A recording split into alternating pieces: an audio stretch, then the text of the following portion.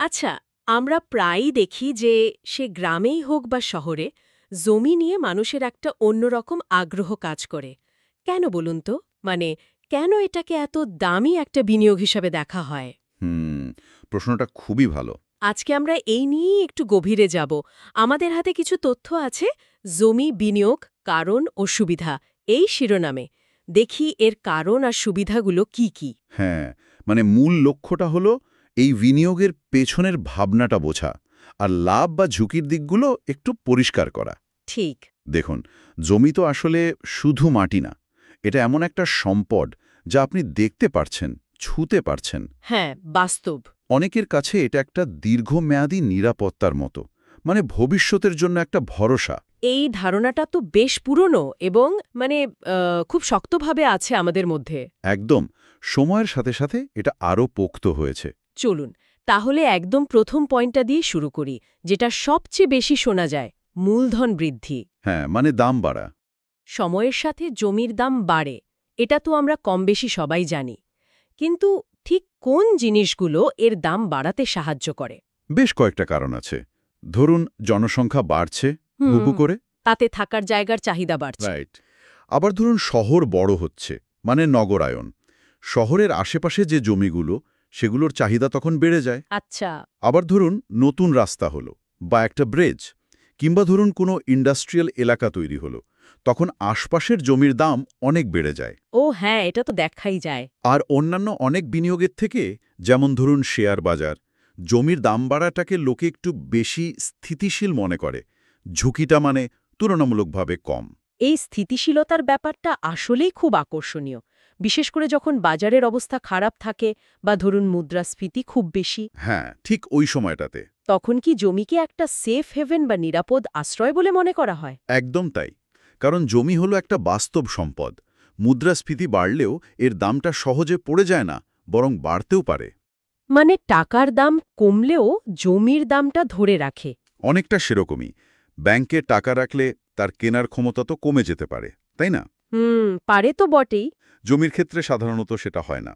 এই জন্যই বিশেষ করে লম্বা সময়ের জন্য অনেকে এটাকে বেশ নিরাপদ বিনিয়োগ মনে করেন। আচ্ছা, তাহলে নিরাপত্তা আর দাম বাড়া এই দুটো দিক তো বুঝলাম। কিন্তু জমি থেকে কি নিয়মিত কিছু আয়ের রাস্তাও আছে? মানে শুধু দাম বাড়ার জন্য বসে না থেকে? অবশ্যই আছে, আর বেশ কয়েকটা উপায় আছে। যেমন? সবচেয়ে কমন হলো জমি ভাড়া দেওয়া বা লিজ। ধরুন, আপনার চাষের জমি আছে, সেটা অন্যকে চাষ করতে দিলেন। আচ্ছা, লিজ। বা ধরুন, জায়গাটা ভালো, রাস্তার ধারে, সেখানে দোকান বা গোডাউন করার জন্য ভাড়া দিলেন। এটাও সম্ভব। এমনকি বাড়ি বানিয়ে ভাড়া দেওয়া যায়, সেটাও তো জমির ওপরই। আবার ধরুন, রাস্তার পাশে খালি জমি, সেখানে বিলবোর্ড লাগানোর অনুমতি দিয়েও কিন্তু টাকা আসে। ও আচ্ছা, এটাও তো একটা উপায়। তার মানে জমি একদিকে যেমন সম্পদ বাড়াচ্ছে, তেমনি অন্যদিকে নিয়মিত আয়েরও উৎস হতে পারে। ঠিক। আরেকটা জিনিস প্রায় শোনা যায় যে লোকে জমি কিনে রাখে ভবিষ্যতের ছেলেমেয়েদের জন্য। এই দিকটার গুরুত্ব কেমন? এটা আসলে খুবই গুরুত্বপূর্ণ একটা দিক। জমিকে একটা দীর্ঘমেয়াদী পারিবারিক সম্পদ হিসেবে দেখা হয়। মানে এক প্রজন্ম থেকে আরেক প্রজন্মে যায়? হ্যাঁ, এটা শুধু টাকার ব্যাপার না, এর সাথে একটা মানসিক নিরাপত্তা, একটা স্থায়িত্বের অনুভূতিও জড়িয়ে থাকে। ঠিক। আচ্ছা, এছাড়া নিজের ব্যবহারের জন্যও তো লোকে জমি কেনে, তাই না? অবশ্যই, সেটাও একটা বড় কারণ। হয়তো ভাবছেন অবসরের পর ওখানে একটা বাড়ি বানাবেন। বা হয়তো শখ করে একটা বাগান করবেন। একদম, এই ব্যক্তিগত আকাঙ্ক্ষাগুলো জমি কেনার পেছনে কাজ করে। আর জমির আরেকটা দারুণ ব্যাপার হলো এর ব্যবহারিক দিকটা, মানে একই জমি তো বিভিন্ন কাজে লাগানো যায়। ঠিক ধরেছেন, এর বহুমুখী ব্যবহারযোগ্যতা। ধরুন, আজ আবাসিক এলাকা, কাল হয়তো বাণিজ্যিক চাহিদা বাড়ল, বা চাষের জমিও পরে শিল্পের জন্য দরকার হতে পারে। এই নমনীয়তা জমির দাম আরও বাড়িয়ে দেয় নিশ্চয়। অবশ্যই, এটা এর ভ্যালুকে আরও বাড়ায়। জমি কেনার পেছনে অনেকগুলো শক্ত কারণ আছে, কিন্তু এত সুবিধার পরেও নিশ্চয়ই কিছু সাবধানতা দরকার। মানে হুট করে কিনে ফেললেই তো হলো না। অত্যন্ত জরুরি। সাবধান না হলে কিন্তু মারাত্মক লোকসান হতে পারে। কি কি বিষয়ে সতর্ক থাকতে হবে? কয়েকটা বিষয় খুব ভালোভাবে দেখতে হবে। প্রথমত, লোকেশন বা জমির অবস্থান, মানে যাতায়াত কেমন, আশেপাশে কি আছে, সুযোগ সুবিধা, এসব। ঠিক। দ্বিতীয়ত, এবং আমার মতে এটা সবচেয়ে গুরুত্বপূর্ণ, সেটা হলো জমির কাগজপত্রের বৈধতা। এই কাগজপত্রের ব্যাপারটা যদি একটু বুঝিয়ে বলেন, মানে কোন কোন জিনিস দেখাটা মাস্ট? এখানে কয়েকটা মূল ডকুমেন্ট আছে, যেমন ধরুন দলিল, এটাই মালিকানার প্রধান আইনি কাগজ।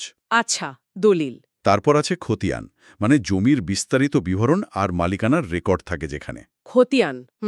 এরপর দেখতে হবে নামজারি, মানে সরকারি রেকর্ডে আপনার নামে মালিকানাটা উঠল কিনা।